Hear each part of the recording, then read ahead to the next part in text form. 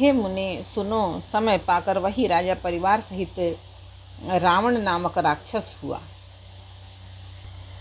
उसके 10 सिर और 20 भुजाएं थी और वह बड़ा ही प्रचंड सूरवीर था। अरिमर्दन नामक जो राजा का छोटा भाई था वह बल का धाम कुंभकर्ण हुआ। उसका जो मंत्री था जिसका नाम धर्मरुचि था वह रावण का सौतेला छोटा भाई हुआ।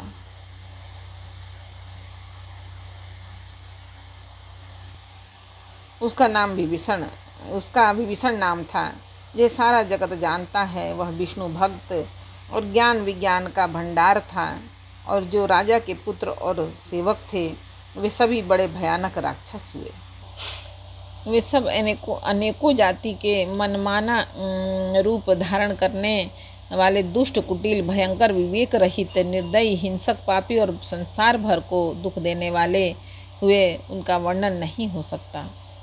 यद्यपि मैं पुलक के ऋषि के पवित्र, निर्मल और अनुपम कुल में उत्पन्न हुए यद्यपि वे पुलक के ऋषि के पवित्र, निर्मल और अनुपम कुल में उत्पन्न हुए, तथापि ब्राह्मणों के शाप के कारण वे सब पाप रूप हुए।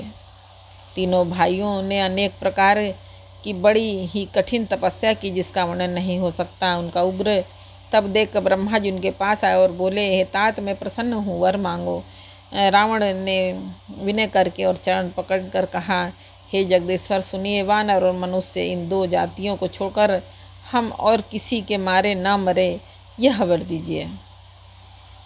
शिव जी कहते हैं कि मैंने और ब्रह्मा ने मिलकर उसे वर दिया और ऐसा ही हो, तुमने बड़ा तप किया है। फिर ब्रह्मा जी कुंभकर्ण के पास गए। उसे देखकर उनके मन में बड़ा आश्चर्य हुआ। जो वह दुष्ट नित्य आहार करेगा तो सारा संसार ही उजड़ जाएगा। ऐसा विचार कर ब्रह्मा जी ने सरस्वती की प्रेरणा करके उसकी बुद्धि फेर दी, जिसे उसने 6 महीने की नींद मांगी। फिर ब्रह्मा जी विभीषण के पास गए और बोले, हे पुत्र, वर मांगो। उसने भगवान के चरण कमलों में निर्मल, निष्काम और अनन्य प्रेम मांगा।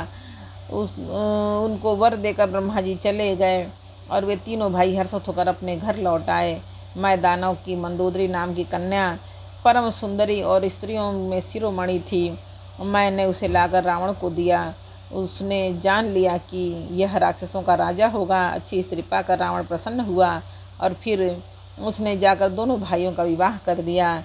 समुद्र के बीच में त्रिकुट नामक पर्वत पर ब्रह्मा का बनाया हुआ एक बड़ा भारी किला था। महान मायावी और निपुण कारीगर मैदानों ने उसको फिर से सजा दिए। उसमें मड़ियों के से जड़े हुए सोने के अनगिनत महल थे।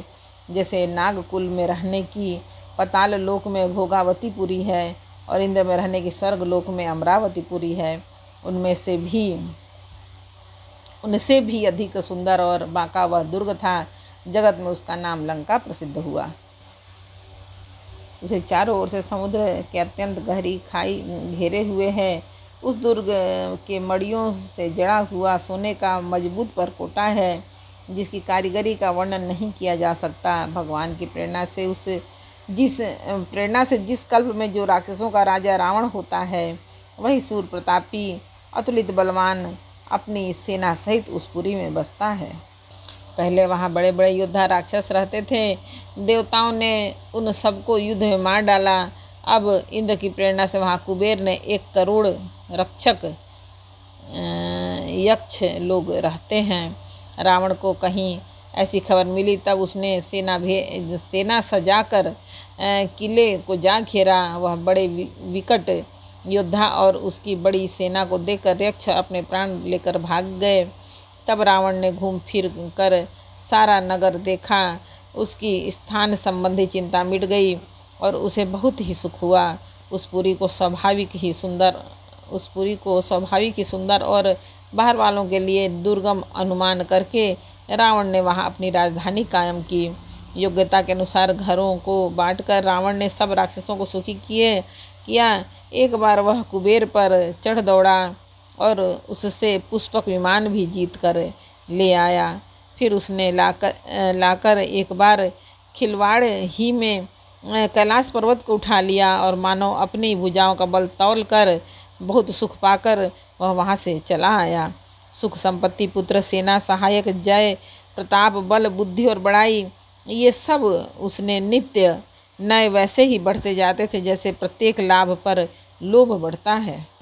अत्यंत बलवान कुंभकर्ण सा उसका भाई था, जिसके जोड़ का योद्धा जगत में पैदा ही नहीं हुआ।